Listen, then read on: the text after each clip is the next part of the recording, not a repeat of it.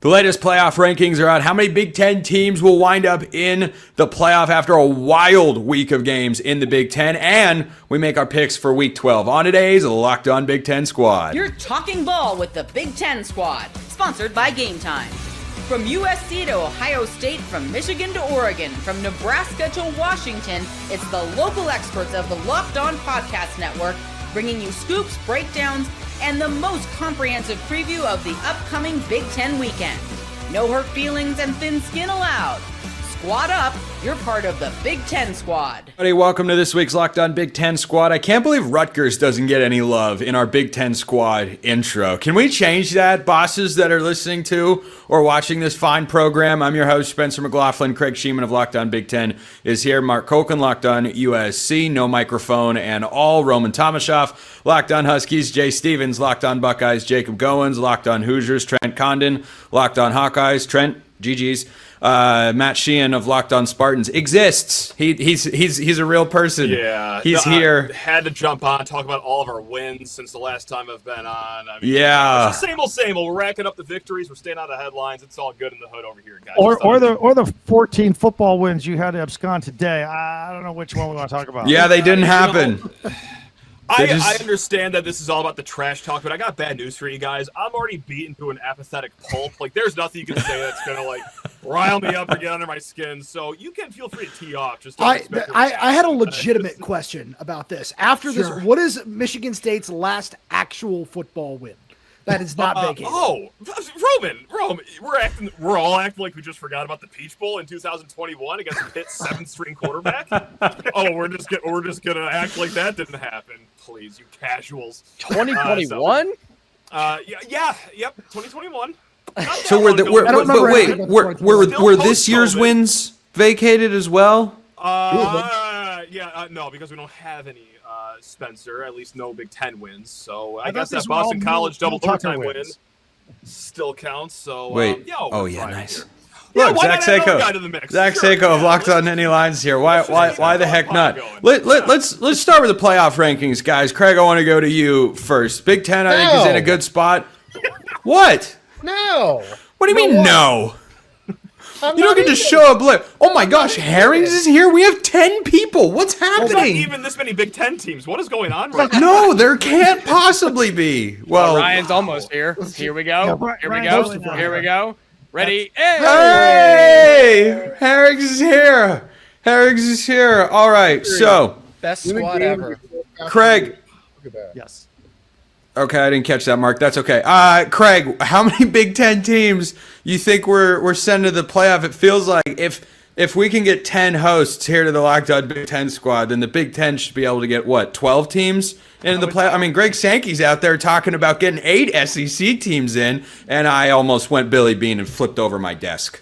I agree with you on that. And it drives me nuts, the arrogance of the SEC people. Just think they get every single spot. Sadly, I think we're looking at 3 with Ohio State, Indiana, and I think that the Oregon-USC game will be an elimination game, even though I think no matter who wins, I mean, if you have 2 losses for the Big Ten, I think you should be in. But sadly, I think Oregon's right there. If they lose to USC, I think USC gets in, Oregon's out. And if Oregon wins, then they're squarely in. They're good to go. But I think we're looking at 3. I'm hoping for 4. Did you notice how diplomatic Craig was there? He could have set himself up to annoy me or Mark. And Mark, he just took the path of least resistance. Can you believe this coward hosts our Big Ten show? Craig knows that I've got bigger fish to fry this week if I could even consider going after that other team up north. So, yeah, I got Iowa on my mind right now. I have a little bit of a one game at a time. You hear that, Trent? He just can't stop thinking about Iowa. How do you feel about a bounce back potential for the Hawkeyes after their playoff hopes were dashed? Well, it's incredibly frustrating. You know how close Iowa was against Oregon and Indiana, and going back to the Iowa State game even, and just how different this conversation can be. It's tough. I mean, as tough as what we do on a daily basis to kind of bounce back when you have those hopes and hopes that you thought you were going to have a year ago and they were dashed early in the season.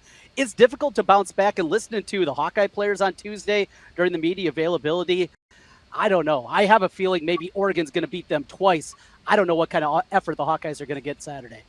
Speaking of effort, Herrings, Can we get a round of applause for Ryan Herrings and the Wisconsin Badgers? Roman, you knew we were going there eventually. Because speaking of Big Ten teams that will not be in the playoff this year, Washington in that camp, thanks only, Ryan, to your Wisconsin Badgers. By the way, you look like you de-aged 10 years since you last showed up to the squad.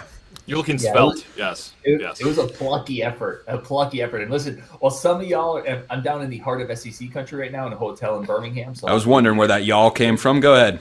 I'm down in the heart of SEC country. But while some of you are contemplating playoff runs, the road to bowl eligibility for the Badgers started last weekend. It's going to continue this weekend against Jacob. This team is rolling right now with one in a row. That is a streak. That is a data point we're going to count. So, yeah, forget the playoffs. The road to bowl eligibility started last weekend for Wisconsin. Staco, it almost started for Penn State. Almost. We only lost by 3. Let's go. Yeah! Hire the interim. I won't go that far, but I really do respect what Terry Smith has done as the interim head coach. It is just, it's crazy over here. It's Eli Drinkwitz. I got a text today that Brian Kelly, that there's some mutual interest there. Yeah, I know. No. So Don't do it. I'm not okay with that. Not in the slightest. I'm kind of with Mark on this one. Wait, I'm gonna ruffle some feathers here. Penn State's not alone. Michigan State also don't had call a phone call. What a tough day for Michigan State. No, every day is sunny and 85 in East Lansing. No, come on. Basketball season, Sheehan. Basketball season, baby. Hey, the Hoosiers are the highest scoring team in America. I digress. Boom. 18th and Kempom, by the way. And we're I really thought we could talk about this Michigan State-Arkansas basketball game on Saturday. I think I've been conned. I've been duped. This is how I was roped into this in the first place. I didn't know we were going to do bad. By the way, Sheehan, are you subconsciously flipping off somebody off camera there? No, that's nope. We got 2 going up right now. Okay. No, I thought that was you just to the football program in East Lansing. I'm over it, man. I'm done. That direction would be the other hand, unfortunately. But I do like the sentiment there. I wish I was that smart to think about that on the fly, but I'm not. So thanks for the credit, though. Appreciate it. I want to get to the other side of the most shocking eventual outcome on Saturday. Roman, what happened in Madison? Just the worst disaster I've seen in a very long time for Washington football. And it's unfortunate where there were several injuries, right? Jonah Coleman goes down. Denzel Boston goes down. Washington starting center Landon Hatchett was apparently playing with a club on his right hand, so he had to snap the ball with his left and was out of the game by the end of the first quarter because that didn't work. Right tackle Drew Azzopardi goes down. Starting nickel Rashawn Clark hyperextends his knee. So that part was a disaster. Was this all in the same game? Yes. Yeah. It's crazy. Sorry, I wasn't dialed into every single snap of that one because I thought it was going to be a snooze. Of course so you wasn't. only texted me in the fourth quarter. Got it. All right. That's correct. I had a previous commitment. Yeah, no, I'm just gonna make a mental note of that for later on. Neutral arbiter of college football, as you are. Yeah, I am. No, it was just such a disaster, and I was so unimpressed with what Jed Fish tried to do to counter what Wisconsin's defense threw out there. Because Herrings and I talked about this on a crossover last week. Wisconsin's pass rush is still more than solid, and it's just been overshadowed by an absolutely atrocious offense. I don't know how many of you guys know this, and I hate myself for putting this out there, but who can raise their hand and tell me who Wisconsin's leading passer was in this game? The punter. It was the punter. No. It was the punter. Oh, That's a classic Big Ten football game right there. Let's go. We're Iowa Light. It's happening. Is that a beer? God, Ryan is so happy. It tastes terrible. Beautiful to see Ryan this happy. I gotta say, you give me hope, Ryan. Just give me hope. You're just like. Jay, when you watch all this chaos unfold, do you just feel like that? I don't even remember what it's from. That meme that's going around of people of the guy getting really excited watching everyone else fight. Just yes, kill each other. You have nothing and I have everything. Well, it's kind of comical because she hits here on a day when Michigan State just is not having wins right now. I saw one of those tweets earlier about Penn State, and I think it was right after I saw a tweet about them maybe losing. No, it was a video I saw of them maybe losing a recruit to West Virginia. And so I am kind of sitting here thinking, context to that.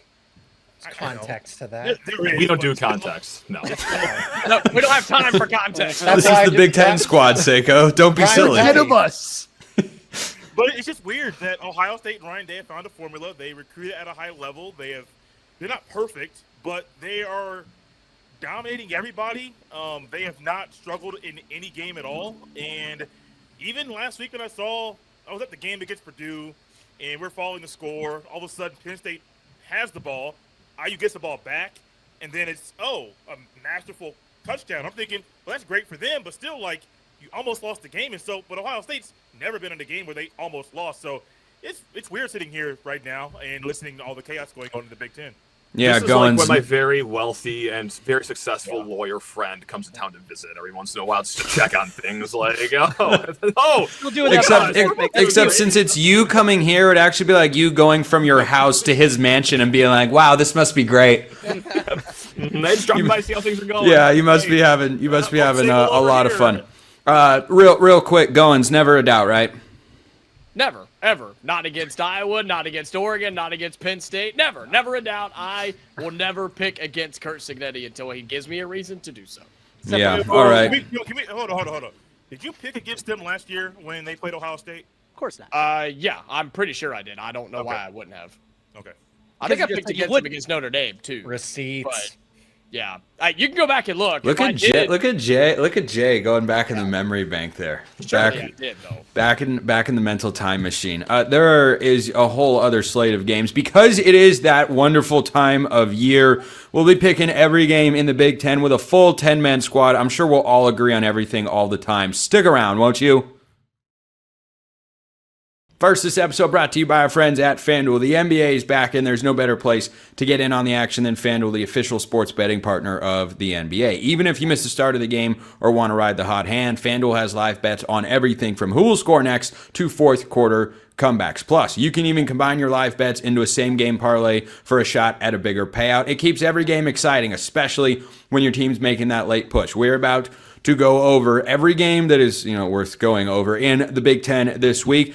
And those lines, of course, provided by our friends at FanDuel. If you think you know better than all of us, or perhaps some of us here at the Locked On Big Ten Squad, how those games are going, what the final scores are going to be, you can put your knowledge to the test with FanDuel. That's the place that you want to do it at because you've got points. You got the point spread, you have got point totals, you have got money line, everything you could want, prop bets, futures bets, it's all there right now. FanDuel is giving new customers $300 in bonus bets when your first $5 bet wins. So head to FanDuel.com to sign up and play your game with FanDuel, the official sports betting partner of the NBA. Let's get to week 12. How are we already here? This is probably seeming fast for some of us. And then for Seiko and Sheehan, it's seeming a lot longer. So, I need this to be fast. It's fine. It's good. Yes. Well, I was just talking about the entire season. We're going to spend plenty of time continuing to talk about college football here. But my favorite game of the week in the Big Ten is Iowa at USC. Trent, we'll start with you on this one. You seemed down about the Hawkeyes' chances earlier. Are you saying that you'd be the second team to let Oregon beat you twice? Yeah, you got to unmute yourself there, Trent, because if you're muted, we can't hear you. There you go, pal. It's my first day. All right. Yeah, I'm down, and I'm down on Iowa's chances. Now, all season long, I stated that the most difficult game on the Iowa schedule was not preseason top 3 Penn State coming to town, not the Oregon Ducks coming to town. The most difficult opponent for Iowa was this road trip for USC, and there's a multitude of reasons. The biggest, Kirk Ferentz, Hayden Fry, both of them terrible on the West Coast. We all have the jokes about Rose Bowls, but even regular season games, Iowa has historically struggled when they make the move west. And you couple that with the way that USC plays, Lemon, an absolute game changer, obviously, the way they throw the football around. My only hope of this one is those little glimpses that we've seen, the growth out of this offense. It has to continue. Iowa cannot go into this game and win another 17-13 game, 13-10. They're going to have to score to beat USC. I still don't think they're well-equipped enough to do it, and I think that there is that lingering frustration after what happened. Mark Gronowski said after the game, he's never lost 3 games in a season in his career, in his life, and they took their 3rd loss of the season. I don't see bounce back here. I think USC wins this one comfortably. Trent, are you saying that the Missouri Valley and the Big Ten are a different level of competition? Is that what it sounds like you're implying, or that Gronowski has learned? Well, South Dakota State's also the Ohio State of the FCC. So, The Ohio State? Boy, that's a powerhouse if I've ever seen one. Ohio State with Iowa's special teams. Whoa! That's a unit they got right more there. money than everybody else. They outspend everybody else, and that's why South Dakota State's so good, much like the Buckeyes is what I was saying. Mark, how do you feel about your Trojans? I feel pretty good. Although, tell you what, Trent, it might be more of an Iowa home game than you thought. It's going to be a downpour. It's going to be wet. It's going to be moist. They're expecting like 2 inches of rain. So we'll see. Here's the difference in the game. We know what Iowa is. They want to run the ball because they can't throw the ball. I'm shocked that you still have not had a 200-yard passing game this season. I mean, that's why. Are we? Not this season. Not 3. Well, quick, Mark, we'll let you get back to it, but quick show of hands. Who's surprised Iowa hasn't had a 200-yard passer this year? I mean, just once. I mean, they played Albany. When he threw for 44 against Albany, Mark's right. I thought this guy can't pass. And that's more than Justin Fields in several games this year. And he threw more than Dante Moore on Saturday. Boom. That is a true statement. Well, you got him on that. That is a true statement. Dante just, won the game. Anyway, Mark, continue. Yeah, this game's going to come down to, does USC stop Iowa's running game? And if they do, Iowa's in a heap of trouble. Because all right, let's go rapid fire around here. Craig, who do you like, Hawkeyes or the Trojans? First of all, I did not have Hayden Fry mentioned on my bingo card today. That was pretty good, Trent. I think ultimately, rain or no rain, USC's ability to throw and where Iowa can't throw, it'll make the difference because I think they'll both run the ball very well on Saturday. Roman? So I'm going to take USC. I agree with Craig. Give me USC. Iowa in a look-ahead spot because they face Michigan State the following weekend. Give me the Trojans. The classic, the ever-classic look-ahead spot. Ryan, Hawkeyes, can they pull the upset? Yeah, in the rain they can. Iowa makes ugly things look pretty. If it's raining and it's ugly, give me Iowa on the road. Wow. Seiko? Mark, when was the last time USC played in a rain game, especially out in LA? They always play at least one rain game in November at home in LA. It's usually against Notre Dame. They played in the rain quite a few times this year, so it shouldn't be an issue. Okay. That's what I wanted. Just wanted to double check on that. So then I'll go with USC covering. Can I ask you a real quick question, Zach? Which loss? Please don't. Please don't. Which loss hurt more? Which loss hurt more? The one against Penn State, or against Indiana, or that one against UCLA? Jesus. The one Indiana or who? UCLA. UCLA. Oh gosh. In Indiana because there was a false sense of hope. I don't think that Penn State. But Penn State was leading against Indiana. They were never leading against UCLA. So. Kick him while he's down, Mark. Hey, Mark, how's the weather in LA? And then, well, thanks for asking, Zach. Talk to me about the pain that you've suffered. Your team sucks. What hurt the most? Starting to feel a little bit right now. We're 7-2. Yeah, Jay. Jay and Goins, you guys are the only hope left here on the metaphorical graphic for picking Iowa to win the game, because I too have the Ryan just. Oh, sorry. Ryan, he doesn't listen to you when you talk, but I do. Thank you. I know you do. I have to wear that one. That was I'm bad. not saving any Terrible. metaphorical Horrible. graphic that doesn't exist. I got USC. Jay. No, me either. If this game was at Iowa, I would pick Iowa to win, but not this time. Go Trojans. 28-17. I've also got USC. Just for fun. Roman, give me your upset concern meter this week against 0-7 Purdue going into Husky Stadium. If all four of the offensive guys that I mentioned a little bit earlier don't play, I will be somewhat concerned. Washington is 16.5-point favorites. Shout out to our good friends over at FanDuel in this game. And I still like a lot of the talent that Washington has. Like, I looked at some of the backups in this game against Wisconsin. Adam Muhammad, the sophomore running back, really impressed me. Washington has some fun young wide receivers in Desmond Roebuck, Braden Vinesbank, Chris Lawson.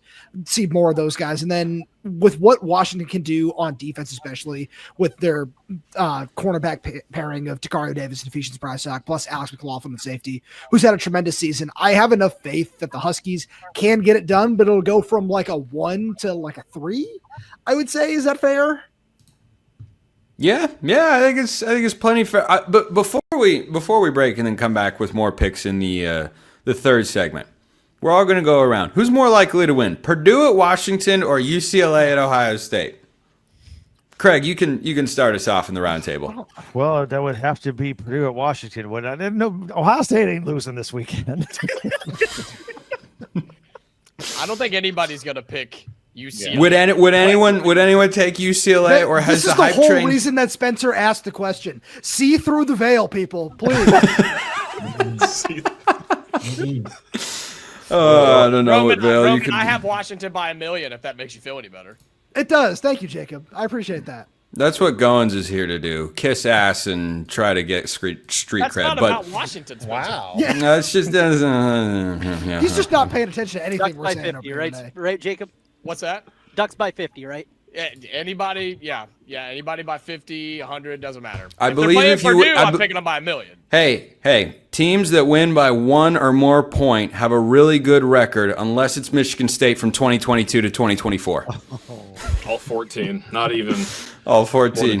Sheehan, I promise we're gonna pick that game when we get back. You don't have to. We are. No, we are. Someone's winning their first Big Ten game this week. Here we go. That's a big deal. We're getting to that, and whether Michigan is on upset alert. To wrap up today's Locked On Big Ten Squad,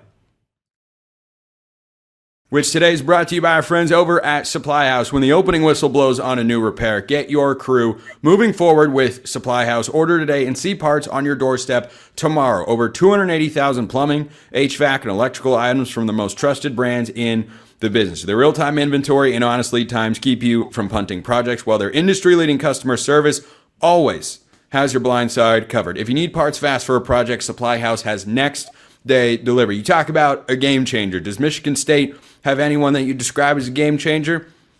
Maybe not. But maybe one will show up this week and they will beat Penn State. But next day delivery with Supply House, that is a game changer for your business. Join the free Trademaster program today and score serious perks like priority shipping, lower prices, and a dedicated support line. Visit supplyhouse.com to sign up for free and use promo code SHCollege5 for 5% off your first order. That's supplyhouse.com. Real people, real service. Let's get to the smack talk that we've all been waiting for. 0-6 Sparty.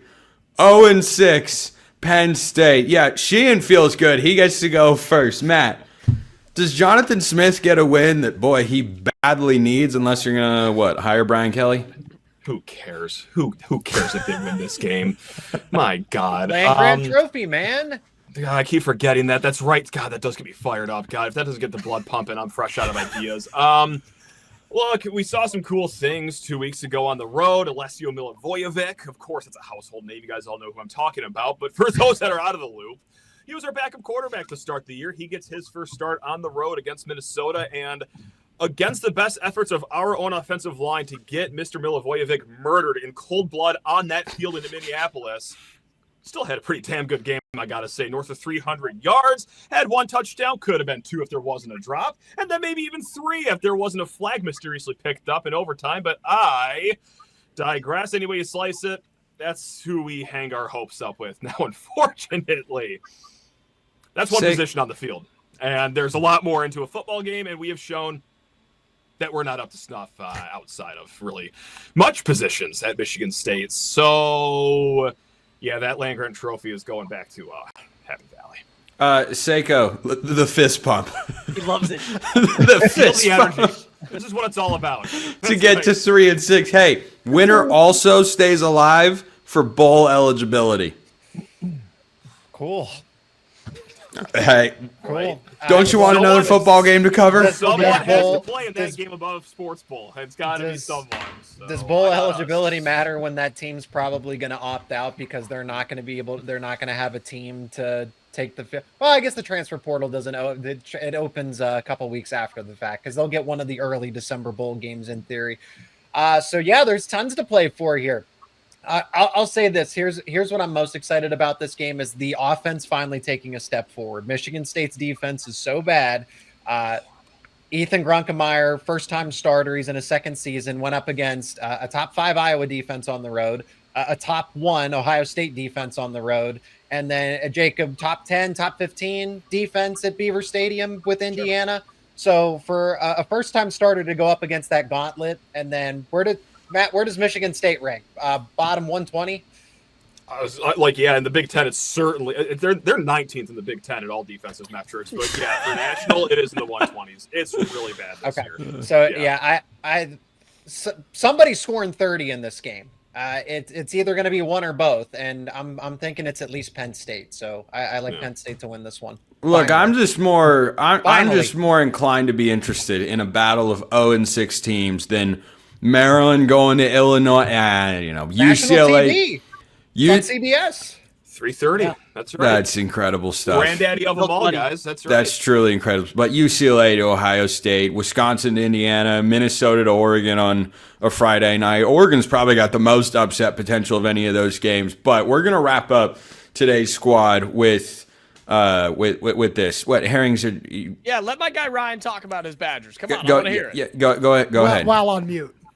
Let me cook here a little bit. Let me cook. So the line opened up at 30.5. That has quickly come down to 29 as the Sharks have piled on. The Federal Reserve has opened up, and that cash is going on the Badgers. Yeah, you have a little bit of action here if you want to get in on it. It's a lot of points. It's come down into 29. They're starting. Chris Paul hits 3 to cut deficit to 42. They're starting to feel it a little bit in Madtown. All I'm going to say is the Badgers have played much better since the vote of confidence that many people mocked for Luke Fickell. Since they said he's the guy, the team has turned it around a little bit. Indiana's a little banged up, coming off an emotional game, maybe a little bit of a letdown situation. Listen, let's go. Badgers covered. Wisconsin. You hear that, Goins? You should be shaking in your boots. I'm trembling, man. I'm so worried. I mean, 29.5. I mean, what happens if it gets down to like 28.5? Then what? Tomorrow, by game time, it's 27.5, and we're cooking. And then Indiana covered because they win by 4 touchdowns. I love it. Trent, has Iowa ever been a part of a game with a 28-point spread? Good question. Wow. Yeah. Ohio State, I think, relatively recently. Maybe not. Maybe well, they have. I mean, you got to go back to the beginning of the Kurt Ferentz era.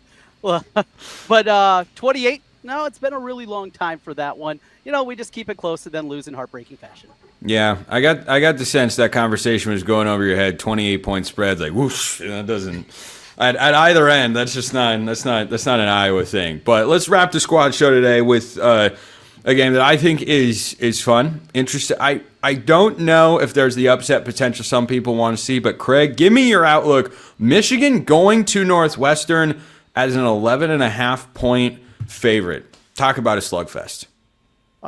Listen, I tend to not have Michigan covering a lot, no matter who they play, even the pre-conference games where they're 28 points or 20 points, because they run so much, they have fewer possessions, they usually don't cover. I do have enough respect for Northwestern. This game's at Wrigley Field. I know that one of Michigan's top 2 running backs is hurt. Maybe Northwestern keeps us inside the number just a little bit, a closer game than people expect. Michigan obviously still wins. Mark, USC's best win this year, probably Michigan, 31-13 at home. Give me a score prediction here for the Wolverines and the Wildcats. I'm going Northwestern with the 1-point win. Oh! Whoa! Whoa! Upset alert. Roman, are you sticking with your purple brethren here? Absolutely not. I'm not that foolish. This Michigan front seven has really impressed me this season. Give me Michigan 24-10. Let's go with that. They cover. Sheehan, Northwestern, if they win this game, will become bowl eligible, which might be the statement of the day here at the Locked On Big Ten squad. Give me your score prediction. Oh, it's going to be something weird, like Michigan 16, Northwestern like 14, but not the traditional 2 touchdowns. It's going to be like 4 field goals and a safety to get up to that number. So it'll be a weird one in Wrigley. And you said you got a stat for us? I do have a stat. This is how great the slate is for the Big Ten. Hey, Michigan State versus Penn State, one of the 2 games that are single-digit spreads.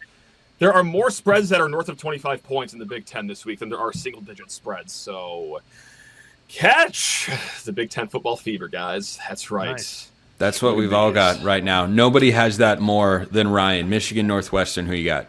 That's yeah, right. the season's just getting going, baby. Like, now we're really cooking now.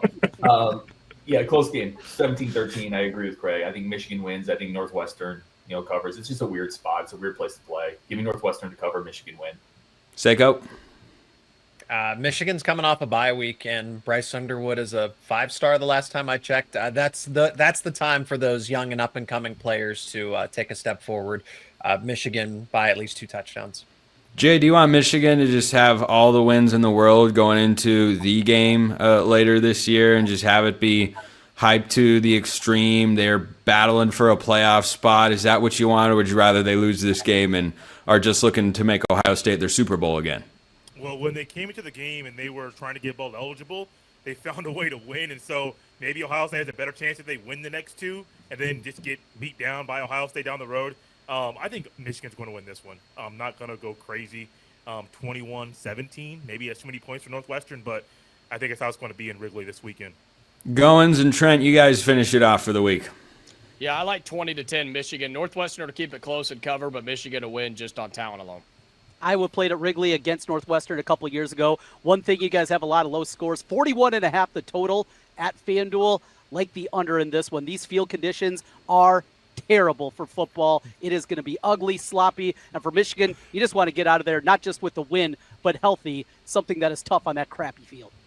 Nobody loves an under like Trent Condon at Locked On Hawkeyes. That is just money standard made. operating procedure, baby. Hammer the under no matter where it goes. Craig Sheeman, Locked On Big Ten. Mark Colkin, Locked On USC. Roman Tomashoff, Locked On Huskies. Matt Sheehan, Locked On Spartans. Ryan Herrings, the one win, Locked On Wisconsin Badgers. Zach Seiko, soon to be one Big Ten win, Locked On Nittany Lions. Jay Stevens has more than one win at Locked On Buckeyes. Jacob Goins, the same at Locked On Hoosiers. Trent Condon, Locked On Hawkeyes. I'm Spencer McLaughlin from Locked On all over the place. We will see you next time, everyone. Until then, hope you all have a wonderful rest of your day.